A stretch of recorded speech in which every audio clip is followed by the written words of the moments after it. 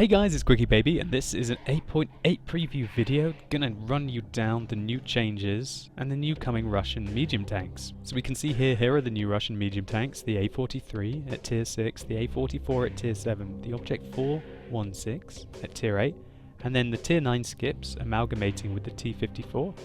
And then you have an option now to either go to the T62A or to the Object 140. Now let me show you everything that you need to know about the A43. Now for me the A43 is a really underwhelming tank, and I think it's probably the worst new addition. So let's get it out of the way quickly before we can go on to the better vehicles. This is situated at 7, 8 and 10. Now this tank at tier 6 does not have very much frontal armor at 60mm, does not have very much side armor at 45, and not much rear at 40. Now its turret armor is 75 all round, but it has a giant cupola, which means that people are going to be able to snipe you before you can snipe them. The rate of fire on the gun is great, but the alpha damage is really poor for a tier 6 tank with 115mm. This tank does have the option to use a 57mm gun, but to be honest, having 112mm of penetration and 85 alpha damage might be arguably okay at tier 5, but taking that into a tier 6 tank is just not good enough. So for me, the only option is the 76mm. Now this 76mm's got wonderful aim time, but really bad accuracy. I really don't quite see what this gun is. I don't think I've used this gun on any tanks. I think on the T34 I used the 57mm, but I think simply there's just not enough penetration unless you want to fire premium rounds with the 57mm on this tank at tier 6. Now it's got a wonderful engine power of 600 brake horsepower, which means that because this tank weighs less than 30 tons, that this thing is able to shift. It also has a top speed limit of 55 kilometers an hour and a fantastic traverse speed of 44 degrees a second. So basically,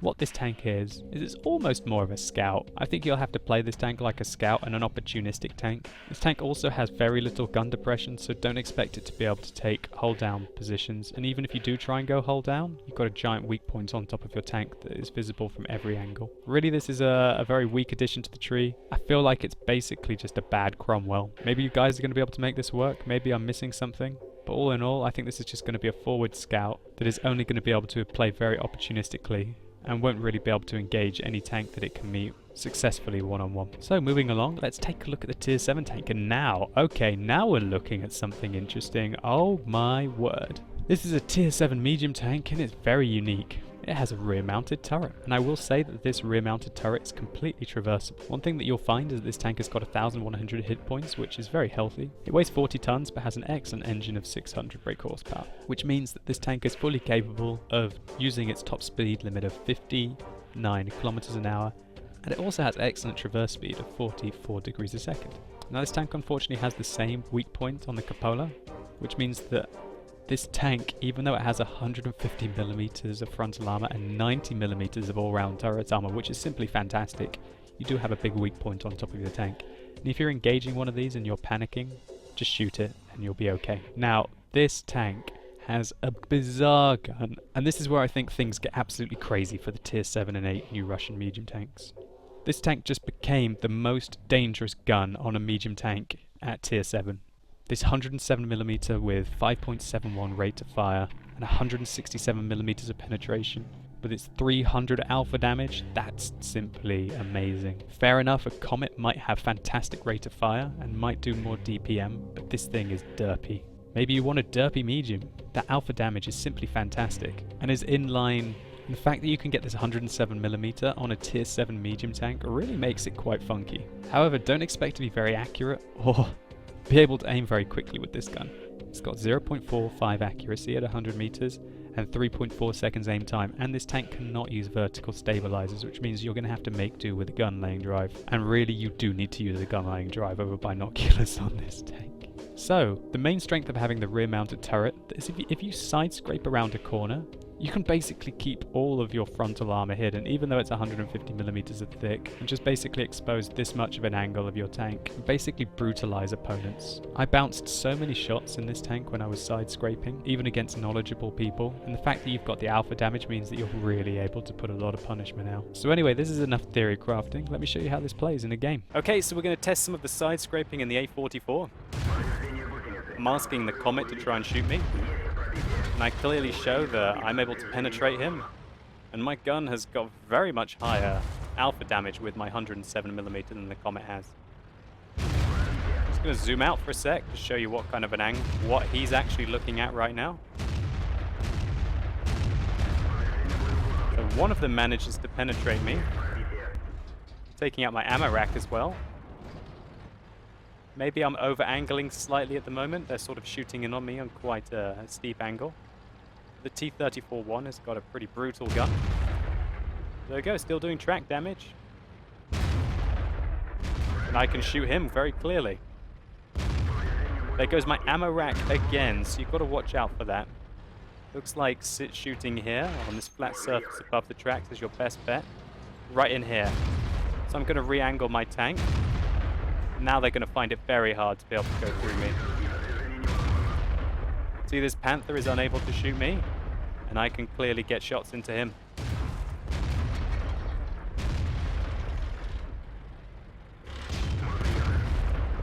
So this is the kind of side-scraping ability that you're going to be able to get in the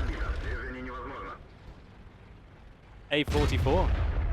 Remember, however, that its turret does have a big weak point on top of the tank that enemies will take advantage of. But if you get yourself into a side-scraping competition with an A44, try and avoid it at all costs. Anyway, let's take a look at some gameplay. So here we go, there's the lovely localized regional voices for you. There's the Russian accent coming through strongly there. We're playing in the A44. And hopefully I'm going to showcase you what this tank is very much capable of in this game. They're just going to speed up a little bit. As we can see, this tank's capable of reaching its 50 km/h speed limit along the flat. Slows down a little bit up the hill though, but still, we're quite mobile. We truly are a medium tank, although we do have horrific gun depression as you're seeing here. So we're just going to race into position, try and get some testing done. Awful gun depression means that we have to expose ourselves a lot, but... Alright, you take a big hit there, Mr. Comet, and you bounce off my armor. Let's keep the aggression going. I love this 107mm, but oh god, that gun depression is awful. Try and snipe the Tiger Peace turret. The aim time on this tank is garbage, as you saw there, and I decided to fire one clutch and pull back rather than risk losing a lot of health at the beginning of the game. So you guys are seeing the limitations of this tank already. The awful aim time on the gun and the awful gun depression mean it's not very flexible. But as you can see here, we're able to turn the gun the whole way around the tank. We're able to hit that Panzer 5-4. Fortunately, we did no damage with our shot. And the awful gun depression, we have to adjust our angle to be able to even shoot over these tiny little bumps. But our troll armor is bouncing, even though we've got our back to the enemy tank. Put a big shot in there, leaving him unable to shoot us up on that slope.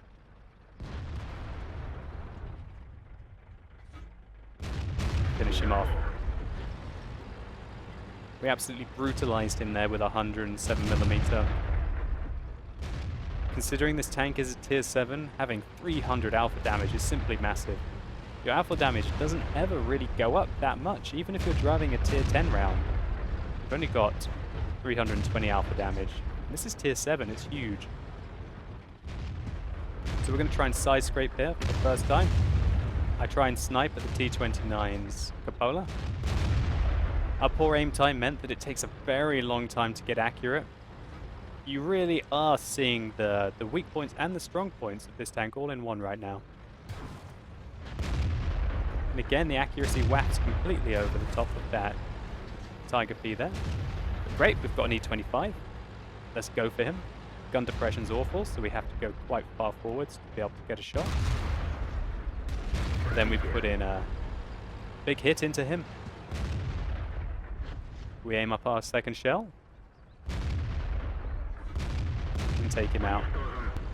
Well, this battle's not over. There's another E25 coming straight towards us.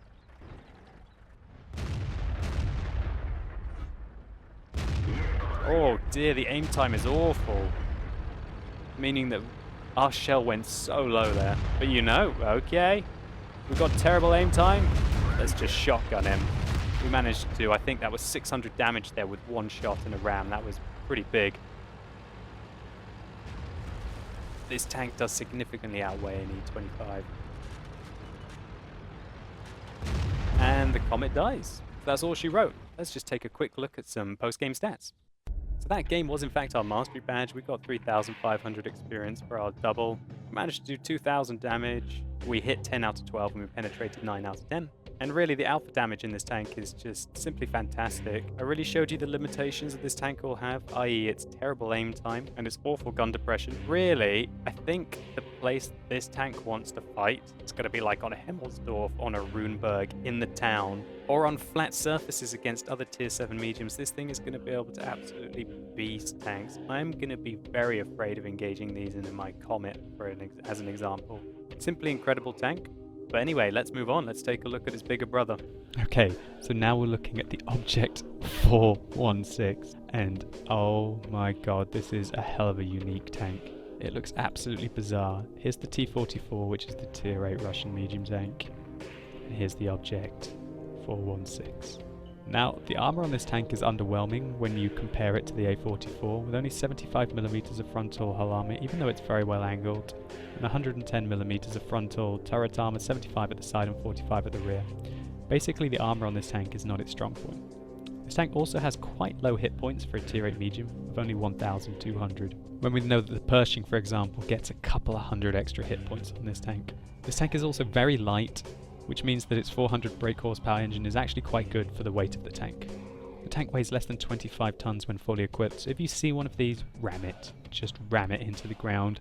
There are hardly any tanks that it will meet that it will be heavier than. Now, one thing I must highlight in the turret that I'm going to show you in the gameplay is that this tank can't fully traverse its turret. It can only aim to about here and to about here. I think it's slightly better than 180 degrees, but I'll clarify that for you in the gameplay that I'm going to show you in a second. Now you'll be thinking, okay, what's so special about this tank? Well, it's got a fairly standard medium top speed limit of 50 kilometers an hour, but excellent traverse speed of 52 degrees a second. That means that it can turn to face its opponents very quickly. And its armor is slightly troll because the tank is so low profile, but it does lack gun depression massively. It basically has no gun depression. As you can see, it almost doesn't have a turret ring. It's like the turret is completely sealed to the top of the tank. But now, this is where it starts to change. This tank has got a gun which is only equipped on the Object 416. And look at this 100mm gun. This gun is basically competitive on the T-54. It fires 7.5 rounds a minute with 200mm of penetration with 320 alpha damage. That is absolutely insane. As an example, the Pershing fires about 7.5 rounds a minute with slightly less penetration than this tank, but only does 240 damage per shot. That means that this tank has basically over 33% higher DPM than the Pershing. And combine this with the accuracy of 0.37 and 2.3 second aim time, this thing is a monster. I think this gun is completely unbalanced. Let's compare it to the T-54 gun quickly. We can see that basically it's just got slightly less rate of fire, slightly less accuracy, but it's a whole tier lower. This thing can meet tier 6 tanks. It will devastate them in seconds, and it will be able to outmaneuver them and bounce them with its troll armor. Really, this is a completely unbalanced gun, and I really do think it will be changed, but if it doesn't get changed, I'm getting myself one of these because this is going to be so much fun to play at tier 8. Just because of this gun, this might quickly become the best tier 8 medium tank in the game, and it completely compensates for the worst thing about the tier 8 medium tanks in the game, the fact that their DPM is so low. The tier 8 medium tanks, the big difference between tier 8 medium tanks and tier 9 medium tanks is the DPM, the damage per minute. This tank has got really high damage per minute and it's able to kill its enemies very quickly, unlike all the other tier 8 medium tanks. I will be trying to get myself one of these because I think it is completely troll. If it stays like this, I will definitely get one. I think that they will have to nerf it though because this is completely unbalanced. I think maybe it might be a mistake and they meant to give it 250 alpha damage, but we'll find out soon enough. But hey, let's take a look at how it plays in some gameplay. Okay, so guys, here we go. This is the tank that you just heard me being very excited about, the Object 416. I'm immediately showcasing you here how wide the gun arc is. That was me aiming to the extent to the right, now the extent to the left. You'll see that the gun arc on this tank isn't even 180 degrees. So if you're able to engage these tanks, do take advantage of that. If you can get purely its side, or even if you get behind it, there's nothing that it can do if you can block it. Which is very unusual for a medium tank. I feel limited, for example, in my Comet, because when I aim over the back of the Comet, I don't have the same gun depression as when I aim over the front and the sides. I have no idea what I'm going to feel like when I play an Object 416, not even being able to aim my gun backwards. So here you see me doing what I think that the Object 416 will be great for with its low profile, as I'm showcasing here. Ready to take shots at long ranges. Our gun does have pretty good penetration, 201 millimeters, with its brilliant alpha damage of 320. What a fantastic gun to have on a tier 8 tank. So here we go, we have our first shot. Clearly go through the ISU 152 there. And oh god, he brutalized me. Where did it go? Let me take another look at that. Where did it go? We penetrate him again, but can't see where that one went in. Maybe it was HE shell and it splashed on us. But wow, okay, even with our low profile there, I was really thinking that the ISU would find it very hard to shoot us, but he didn't. But let's soldier on anyway. Here I'm going to showcase the excellent rate of fire of this 100mm. We don't have any more shots here. Let's go after the Z25, who's on full health. There's one.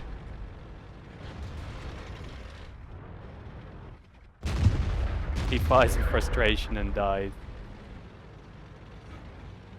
So we can see that this tank is fairly mobile, able to traverse around the battlefield fairly quickly. And okay, now we've got an opportunity. You can see this tank's gun depression is not excellent. I fire a bit of a donkey shell there against the enemy 416. But our second shell is better aimed.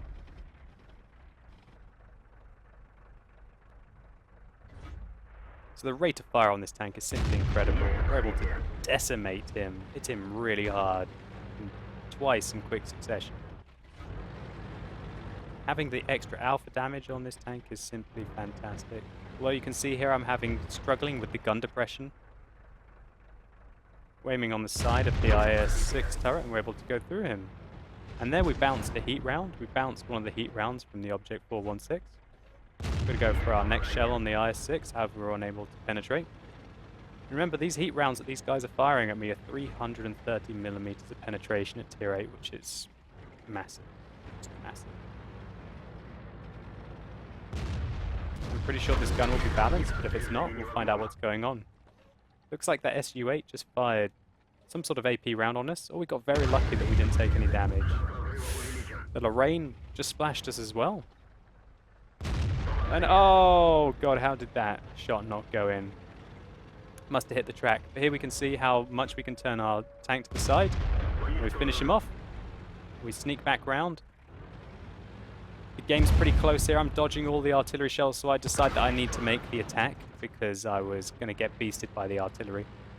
And you guys just saw at the end there that this tank can be used as a bit of a side scraper, really. You can see that the angle that I came around the corner here wasn't the best angle. I should have side scraped a little better, but that's not much of an opportunity for the enemy to target me.